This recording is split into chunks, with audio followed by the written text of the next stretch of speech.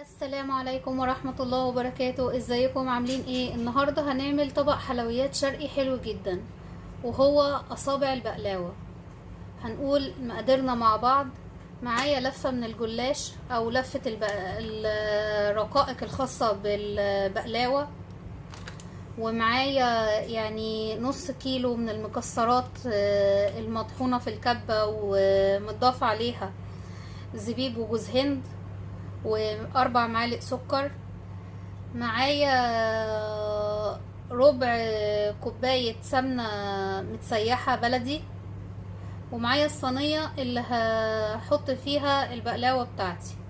يلا نبدأ مع بعض. باجي هنا معاكم بشتغل اول حاجة في الصينية اللي هحط فيها البقلاوة. لازم ادهنها يعني الارضية والاجناب كويس جدا بالسمن زي ما هنشوف كده.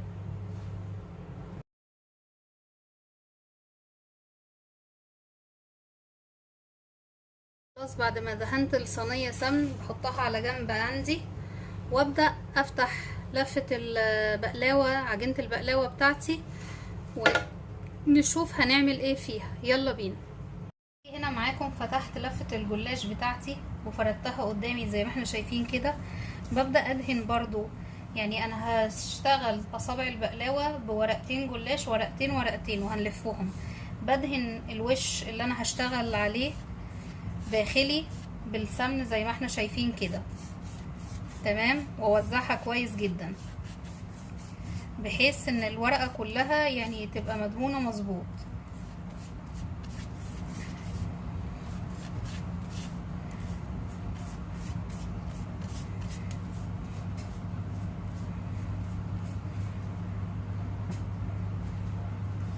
انا مش هشتغل على الاتجاه الطويل للورقة، هشتغل على الاتجاه القصير.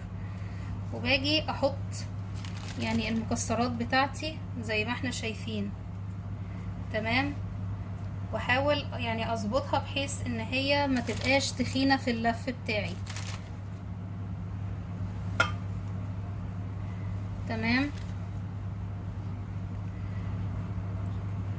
بحاول اوصل للاحرف بس مش كتير، لاني انا هاخد الورقتين اللي هشتغل عليهم واعمل لهم تانية من الجنب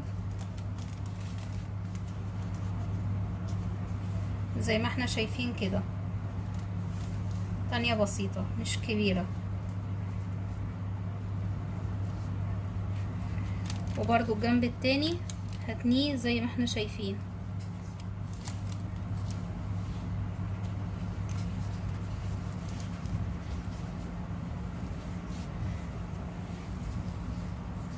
تانية بسيطة برضو مش كتير.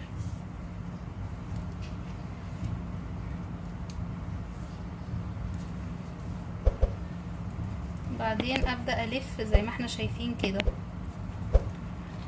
مرة واحدة.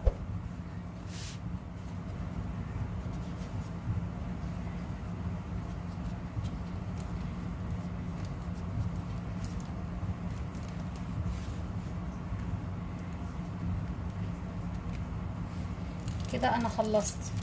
بحطها في الصينية بتاعتي ونشتغل واحدة كمان مع بعض.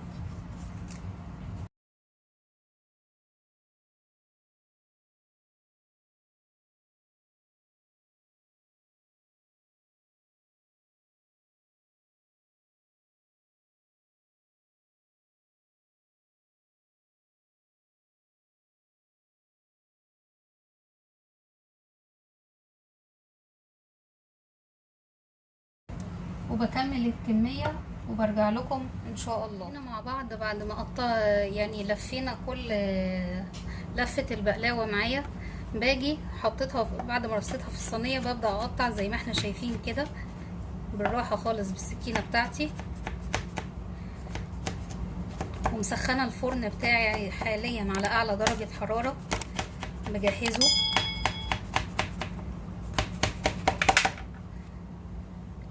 بحاول بقدر الامكان ان انا يعني تبقى الاصابع بتاعتي متساوية.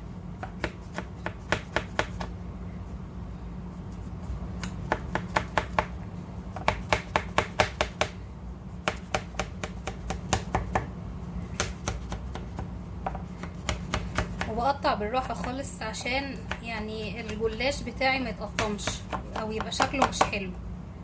تمام، كمل تقطيع وارجع لكم ان شاء الله. خلاص قطعنا يعني البقلاوة بتاعتي او الجلاش بتاعي زي ما احنا شايفين كده قطع. بجيب بقية السمنة بتاعتي وببدأ اسقي الجلاش يعني واحدة واحدة، بحيث ان انا يعني يتشرب سمنة كويس. هو متوقف كله على تشريبة السمنة النهائية ديت في الطعم والقرمشة طبعا بتاعت البقلاوة، وطبعا متوقف على الشربات التقيل اللي هو هسقيه بيه بعد ما يخرج من الفرن، ولازم يبقى شربات بارد.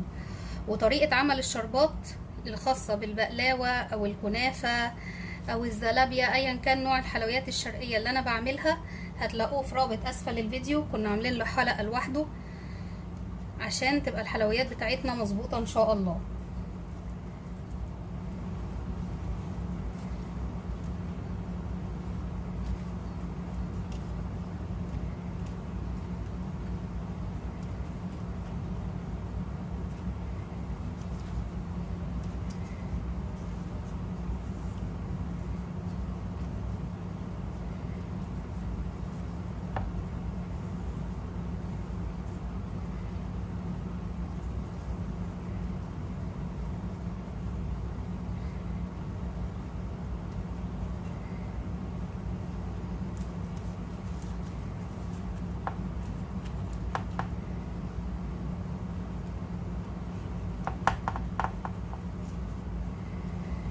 هنا خلاص الجلاش بتاعي يعني انا سقيته كله السمن اللي انا محتاجاه، وبدأ يتداخل فعلا السمن من الفتحات لكل اجزاء الجلاش. بكون بهدي الفرن لدرجة حرارة 180 وادخله على الحرارة 180 في الرف الاوسط من الفرن لمدة 20 دقيقة. خليكم معايا. هنا يا حبايبي بعد تلت ساعة بالظبط او 20 دقيقة في الفرن. تمام، والجلاش بقى مظبوط جدا،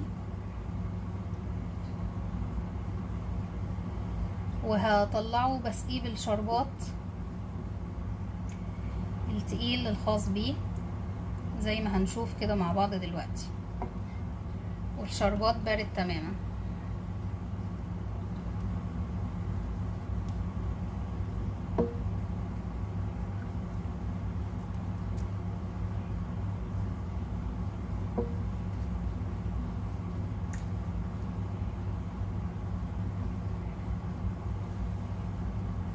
هنا يا حبايبي انا جيت خلاص سقيت الجلاش بتاعي بالشربات تماما وبقى مظبوط جدا، ووصلنا لنهاية الوصفة بتاعتنا ونهاية حلقتنا، وارجو ان اكون افدتكم. وياريت نضغط شير ولايك وسبسكرايب للقناة ونفعل زر الجرس ليصلكم كل ما هو جديد عندنا. شكرا.